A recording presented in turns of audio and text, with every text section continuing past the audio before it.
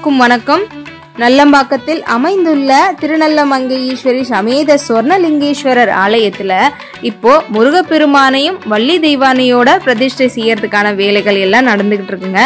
சிலை வாங்குவதற்காக உங்களால முடிந்த தொகையை நீங்க கொடுத்து உதவினீங்கன்னா ரொம்ப பெரிய ஒரு கைங்கரியமா இருக்கும். பார்வதிபதையே மகாதேவ. அன்பார்ந்த பக்தி ஒளி நேயர்களுக்கு சுவாமிநாத அனந்த கோடி நமஸ்காரம். எல்லாமல்ல எம்பெருமானுடைய அனுகிரகத்திலே நமது சேனல் மூலியமா சர்வலோகத்துக்கும் பக்தியை பெருக்கி கொண்டு இருக்கிறார்கள். அடுத்ததாக நம்ம விஷயம் என்ன அப்படின்னா, சுவாமி அஷ்டலக்ஷ்மியில தானிய லட்சுமியை பத்தி நம்ம நிறைய பேசிட்டு இருக்கணும். மாசம் எல்லா ராத்திரியும் ஒரு சாமான் வாங்குவோம்.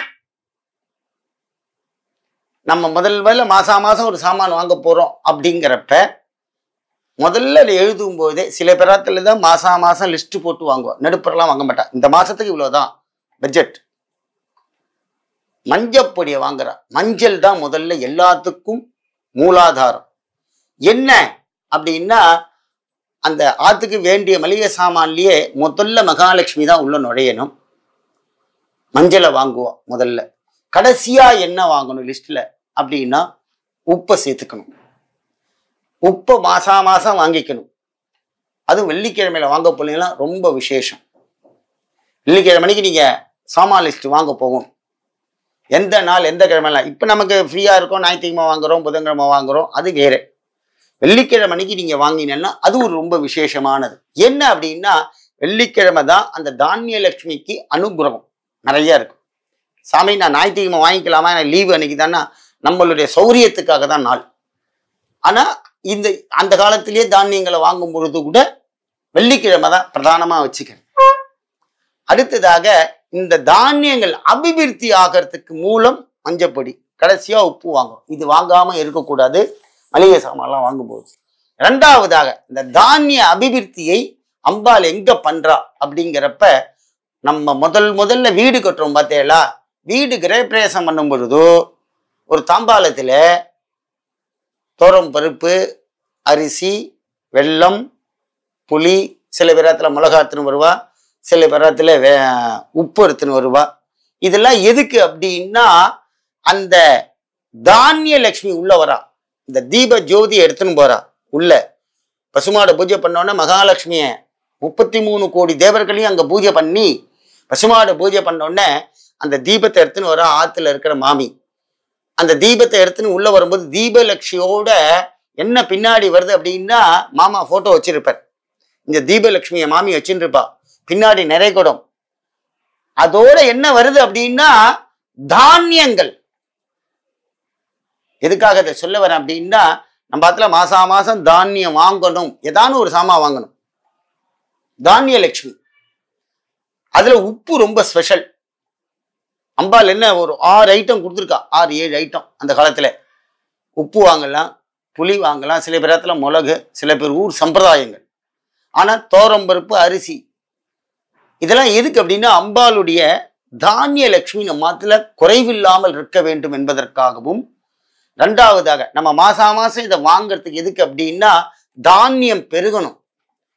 இந்த மாசம் இது போதும் எதுவும் சொல்லக்கூடாது. அட்லீஸ்ட் ஒரு உப்பானு வாங்கி வாடா அப்படின்னு அம்மா சொல்லணும். ஏன்னா தானிய லட்சுமியை நம்ம கூப்பிட்டுக்கணும். அப்பப்ப எப்போதுமே சமர்த்தியா இருக்கணும் நம்ம பாத்துல தானியம். எதுக்காக அப்படின்னா, அன்னதானம் பண்றது. நம்ம பாத்துக்கு வரவாளுக்கு ஒரு வேலையான சாப்பாடு போடணும் அப்படிங்கிறதுக்காக. தானிய லட்சுமி நம்மளோட இருந்தோம்னா ஆரோக்கியம் நல்லா இருக்கும் அப்படிங்கிறதுக்காக தான் அந்த காலத்திலேயே அங்குமணி சாமான்கள் என்று சொல்லுவார்கள். கிரகப்பிரவேசத்துல சாமான்லாம் எடுத்துன்னு வரும்பொழுதோ எல்லாம் எடுத்துருவா. இந்த நிறைகுடத்தையும் எடுத்துன்னு வருவோம். ஏன் அப்படின்னா, இந்த நிறைகுடம் பூர்ணமானது.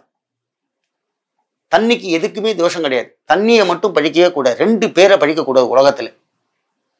குடிக்கிற தண்ணி, பெத்த தாய், இந்த 2 பேரையும் எந்த ஒரு காலகட்டத்திலையும் நிந்தனை செய்யக்கூடாது அப்படின்னு சாஸ்திரங்கள். தாயையும் தண்ணியும் பழிக்கக்கூடாது. அதுக்காக கடல் தண்ணியை உப்பு சாப்பிடலாமா மாமான்னு கேட்டா அது இது அர்த்தம் கிடையாது. சாதாரணமாக. ஏன் அப்படின்னா, இந்த நாக்குக்கு மகா உத்தமமானது ஜலம். ஜலம் இல்லைன்னா ஒண்ணுமே பண்ண முடியாது. அதே மாதிரி நம்மளுடைய இந்த பூலோக வாழ்க்கையில நமக்கு பிரதானமாக இருக்கக்கூடியது தாயார். அதனால்தான் மகாலட்சுமியா இருக்கான்னு சொல்றேன். புரியுதா உங்களுக்கு? சௌபாகியமாக வந்தவள் தாயாராக ஆகிறாள். இந்த மகாலட்சுமி அந்த 16 செல்வங்கள் தான் பொம்மநாட்டி. நான் அந்த 16 செல்வத்துக்கும் அர்த்தங்கள் சொல்கிறேன். எதுக்காக மாமா இப்படி சொல்லிட்டு இருக்கோம் அப்படின்னா, கல்யாணம் ஆன குழந்தைகள்லாம் மகாலட்சுமியை பூஜை பண்ணிகிட்டே இருக்கணும். ஆத்துல தீப விளக்கேத்தி கோலம் போட்டுண்டு இதெல்லாம் பண்ணெல்லாம் இந்த செல்வங்கள்லாம் உங்களோடய இருக்கும். அதனால தானிய லட்சுமிக்காக இந்த அங்குமணி சாமான்கள் கிரகப்பிரவேசத்துல எடுத்துன்னு வரும். இது ஒரு சந்தேகத்தை நிவர்த்தி பண்றது. மகாலட்சுமியே நம்மளோட வரா. அதனால்தான் தானியங்கள்லாம் அந்த ஆத்துல நூதனமா கிரகப்பிரவேசம் பண்ற இடத்துல குறைவில்லாம இருக்கணுங்கிறதுக்காக தான் அந்த அரிசி பருப்பு மற்ற வகைராக்கள் வெல்லம் இதெல்லாம் எடுத்துன்னு வரா. எதுக்குன்னா அந்த நூதனமா ஆத்துல இருக்க கிரகத்துல தானிய அபிவிருத்தி எப்போதும் இருக்கணும், எந்த கஷ்டமும் இருக்கக்கூடாதுங்கிறதுக்காக இதே மாதிரி வைக்கிறோம். அதான் தானியங்கள்ல மஞ்சப்பொடி கண்டிப்பா மாசம் மாசம் வாங்கிக்கிங்கோ. அதே மாதிரி உப்பு கண்டிப்பா வாங்கணும். மகாலட்சுமி இல்லாதது கிடையவே உப்பு தான் மகாலட்சுமி. அதனால உங்க சௌரியத்தை தாப்புல எல்லாம் வாங்கிட்டு எல்லாம் அம்பாளுடைய அனுகிரகம் பெறுமாறு காட்டுக்கொள்ளும்.